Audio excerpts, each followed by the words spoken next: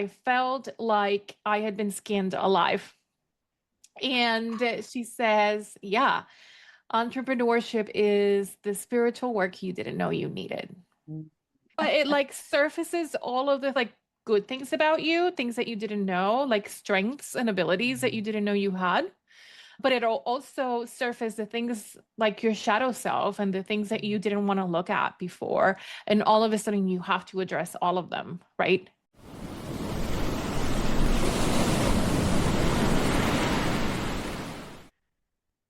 Hello, welcome to Hustle with Aloha. I am so excited to be here today with Melissa Armstrong. I am your host, Alicia Nagel with Alicia Nagel Creative, and Melissa is a CPA and fractional controller who's going to talk to us about money. She partners with marketing and creative agency owners to bring controller level insight to businesses that are ready to grow with intention, which is perfect for this podcast.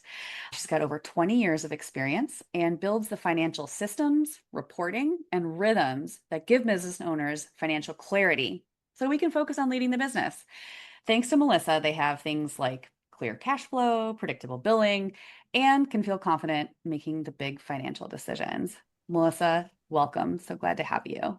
Thank you for having me here. Also, it's very clear who the branding expert is because you just said that so beautifully, and I can never make it come out like that. Thank you. I received that. You're so sweet. Thank you. So many of our listeners are in the thick of that entrepreneurial journey. Would you love to? I would love if you could tell us a little bit about what your background was, why you decided to go on your own, and what it's been like. I was pushed out of the corporate stability environment, but I'm so happy for it. So that happened in July of 2024. And I, my entrepreneurial journey sort of started there, like this stage of it. But if I think about it, the past like 3 years were kind of leading me here. I was working in public accounting, doing the same thing that I do now, but for somebody else. And at that job, I had a great team. I had a great manager who is now my friend and is also my mentor. So I had it good, but I was restless. I was feeling that I needed something more, or what I was getting from the job was not enough. And so back in 2022, I was invited by a client, my biggest client, to come join their internal team. And it felt like a natural progression of my career. I never wanted to be partner of a big firm.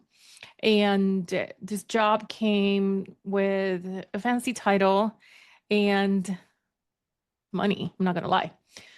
And it was a challenge. So I said yes. And then being there, man, I wasn't happy, Alicia. Like, I had the money, I had the recognition, I had the team. The work was challenging enough, where my brain was stimulated on the daily, and I still wasn't happy. And so, for reasons that are not relevant for our conversation, um, they decided to let me go in the summer of 2024. And I took a month to like really think about what I wanted to do. I was 44 at the time and really felt like, okay, this is a pivotal moment in my career because I'm still young and I still have many years left, but I don't have enough youth to be winging it and Mm. not be intentional or an active participant in like deciding where my career is going. And so, financially, it was a time where I was able to afford pausing from making any decisions for like 30 days to figure out what I wanted to do. And the more I thought about it, the more I realized that I no longer wanted to do things the way others thought I needed to do them. Wow. What an Uh, epiphany. Thank goodness you yeah. had that time, huh? Yeah. And I posted something on social media the other day because I'm fully aware that I am going through perimenopause, and that has completely changed who, not who I am, but how I present myself to the world and how I conduct myself on a day to day, and how I need to manage my energy and my person and my business and all of that. But I am only aware of this now. I think business ownership has brought it up, like to a point where like I can't hide it. But this was brewing, and that's that sensation of like 3 years ago where like I didn't feel like it was enough. Um, that was just the beginnings of it, the steerings of it, to where now I call this being in my terrible 40s. That translates into being unemployable, and I am okay with that. I have worked hard for my career. I know damn well what I'm doing. So Yeah. why do it how others want me to, where I can build something for myself and do it in a Yes. way that feels true to me. I love that. I feel like I'm also hearing things that are not coming out as words, but I want to make sure that they're Mhm. said Please. because you are not a different person because you're going through perimenopause. Your tolerance for bullshit has diminished. Yes. And what do you think would you say would be one of the biggest mental shifts that an entrepreneur has to make to like function and succeed, moving from the corporate paycheck world to managing their own business? If I knew how to whistle, I would. Being an entrepreneur is learning to be comfortable in the uncomfortable, Yes. being okay with being unbalanced, with living in uncertainty. You have to take on and juggle a lot of risk and be okay with it. Um, Yes, and you have yeah. to stay the course. I have this friend, she went into business entrepreneurship before I did. She's a fellow CPA. She's from Puerto Rico as well. Um, right now, shout out to Mara. She just had a baby boy at 46. So she's taking Oh a my break from all God. of this. Yes. Oh I love no, my she had a baby at 41, you said 40. 46. Yeah. Oh. So she's taking a break from this, but I do tell her, I do share bits and pieces of my business journey. And I was telling her after a particularly rough batch at the end of last year, that I felt like I had been skinned alive. And she says, yeah, entrepreneurship is the spiritual work you didn't know you needed. Oh my God. It's so Um, true. Nobody it's talks about that. You don't find it out no, until you're by yourself and you're like, I can't shut up the radio. Oh, it's in my head. I need yeah. to work on my mindset. But it like surfaces all of the things that it may be like it'll surface like good things about you, things that you didn't know, like strengths and abilities that you didn't know you had. But it'll also surface the things like your shadow self and the things that you didn't want to look at before. And all of a sudden you have to address all of them, right? Yes. So I'm gonna say this. I don't know if I've said it before, but I do not feel comfortable when people put me on a pedestal. And I think it's because it makes me feel a little bit like a fraud. Mm. If they're only seeing good things about me, that's not the whole picture. And yeah, there's a whole bunch of challenges and things that I struggle with on a day to day with my business and personally. And so I get approached constantly by men, but mostly women, asking me, how did you decide to go solo? I admire you so much. You're so brave. I have heard you are fearless, which is such a lie. Um, how do you do it? Where did you find your first client? How do you know what to charge? What should I charge? Where do I go? They say my marketing is not working. I can't find anything. And so I, if I am doing this, anybody can do it. Anybody can do it. Um, there's a bunch of people out there who know have the things that you do and are being successful in business because they took a chance. And what they didn't know, they probably hired somebody to help them learn it so that they can do better, right? And also, everybody is struggling with one thing or the other. And so I want to give back because, like you said, I've had opportunities to build networks in person. Um, and virtually. It's not that easy either to do it virtually. I have had opportunities to surround myself with people who have taught me things.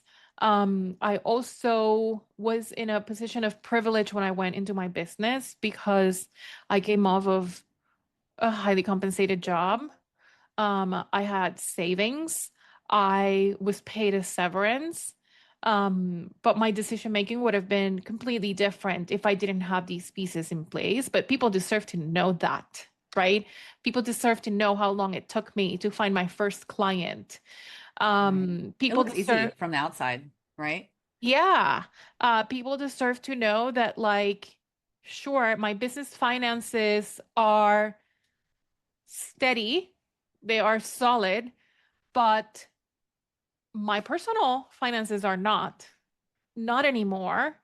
And that is a reality of launching a business, right? When you are not generationally wealthy, when you are not independently wealthy, when you, this Well, is if you're independently wealthy, you might start like a fund, right? Not a right, business. right. Um, A but philanthropy thing. like people, I feel like people deserve to know not just the glossy version. And if there's anything that I can do to share the knowledge in my decision making process and also the mistakes that I have made so that it can feel more accessible and approachable to other people, I love that. especially women, Yeah, then why not do it? I love it. That's awesome. So the name of your Substack is hilarious. It's called No Se Habla Taxes Unfiltered. Would you Yes. mind explaining that?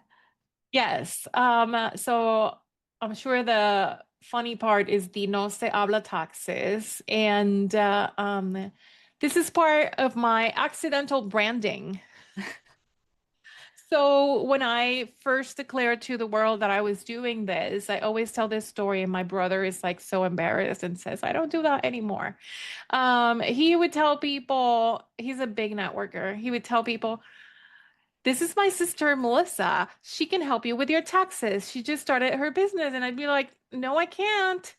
Um, You're like, and maybe technically, but I don't want to. And that is not my focus, I can't. right? I don't have the expertise. I did taxes Mm, at the beginning of my career 20 years ago in Puerto Rico, which was okay, very touche. niche, right?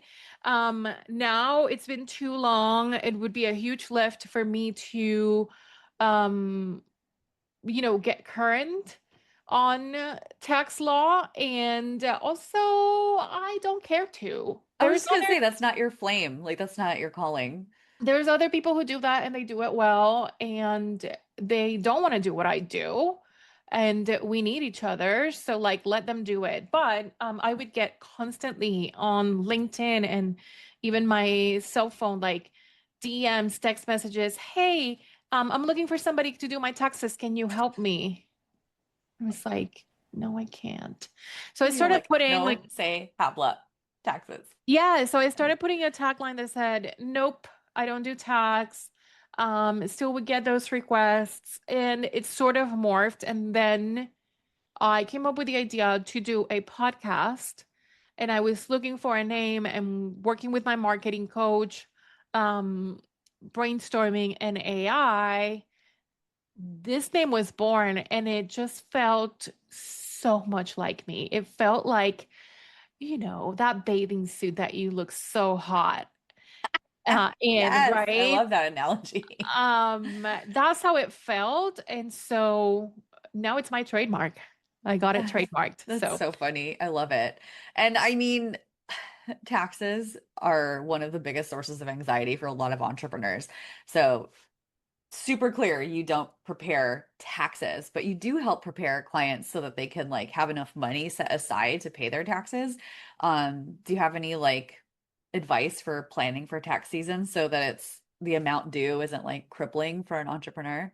Yeah, of course. You want to work on your numbers monthly. You don't want to wait until year end.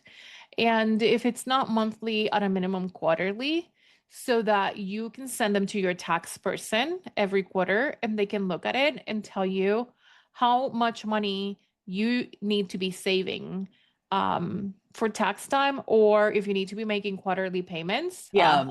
Speaking of the early days when money is tight, I mean, gosh, entrepreneurs, we can experience scarcity mindset, financial shame, anxiety. Do you have any advice for people who are listening on how to reduce the overwhelm? Like, are there maybe just like a few top numbers or KPIs that entrepreneurs should keep an eye on themselves so that they have a lay of the land without pressuring themselves to like look at everything in QuickBooks?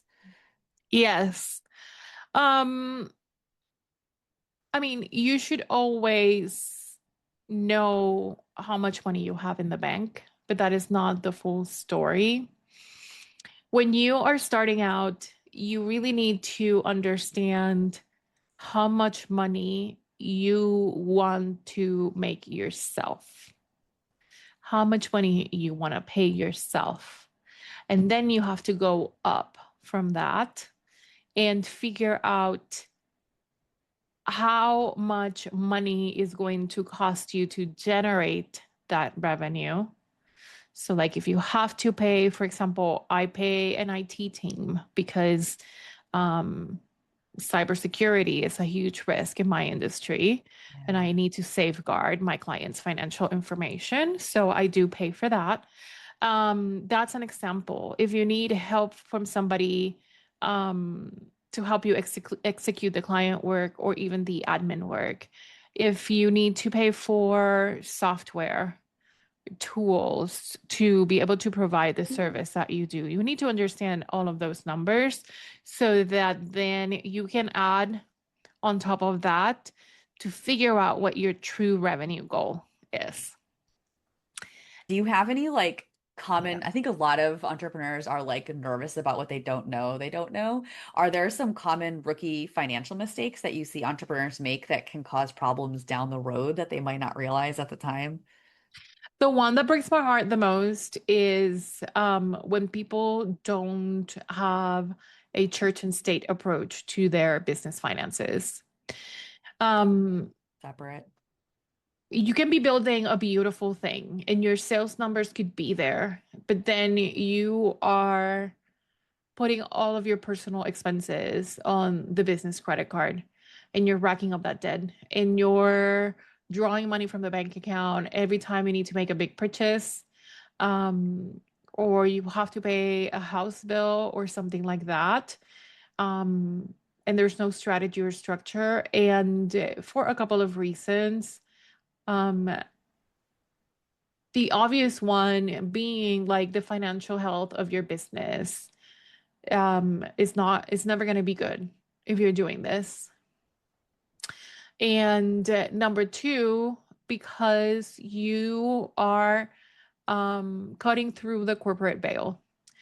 And so something could happen in your business. And this is, I mean, it's super important. If there is no separation between you and the business, they can go against your personal assets. Everything. Yeah. And so now you haven't just lost your business, you've also lost the life that you have built for yourself, the assets and resources House, that you have. anything. Yeah. Correct. That's such a good thing to remind people. Well, Melissa, thank you so much for all of the nuggets of wisdom and awesome personal stories that you've shared today. It was such a pleasure to have you. Alicia, I am obsessed with you. You know this. Oh, I feel like we became instant besties when I we met at know. Founders Weekends. So Yeah. thank you for having me. Um, Absolute And pleasure. I'll drop in show notes, make sure people know your website, how to follow you on socials, thank you. and make sure they know about the Substack No Se Habla Unfiltered. I love it. It's Thank so you. funny. All Aw, right. have a Have a very wonderful fun day. You too. day. Bye. Bye.